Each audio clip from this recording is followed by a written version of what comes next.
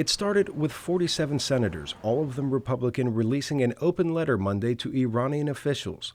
In it, they warned that a future president could dissolve any deal made with the Obama administration after President Obama leaves office.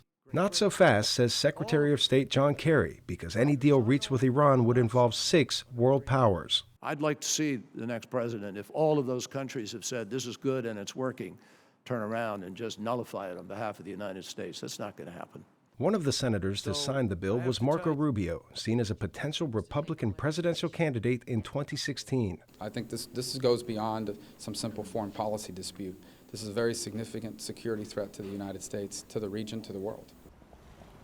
Negotiations to curb Iran's nuclear program have shown promise, with recent meetings between Secretary of State Kerry and his Iranian counterpart, Mohammad Javad Zarif.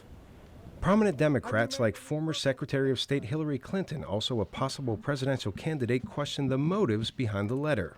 Either these senators were trying to be helpful to the Iranians or harmful to the commander-in-chief in the midst of high-stakes international diplomacy. President Barack Obama had this to say. Well, I think it's somewhat ironic to see some members of Congress wanting to make common cause with the hardliners in Iran. It's an unusual coalition. Mohammad Manzarpour is senior editor at Voice of America's Persian Service, with more than 20 years working as a journalist in Iran and the surrounding region. He notes Foreign Minister Zarif's comments on Iranian television denouncing the senator's letter. He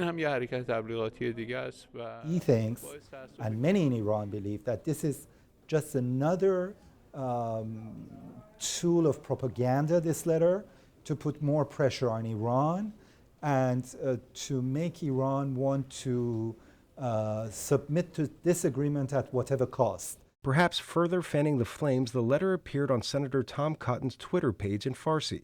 Zarif speaks fluent English, and he holds a PhD from the University of Denver. And sending it in Persian is just adding salt to the wounds, in a sense, that if you can't read us in English, then here it is in Persian. Which he says may be an effort to cause a rift in negotiations. The talks are at a delicate stage, with an end-of-March deadline for reaching a framework accord. In Washington, Arash Arabasadi for VOA News.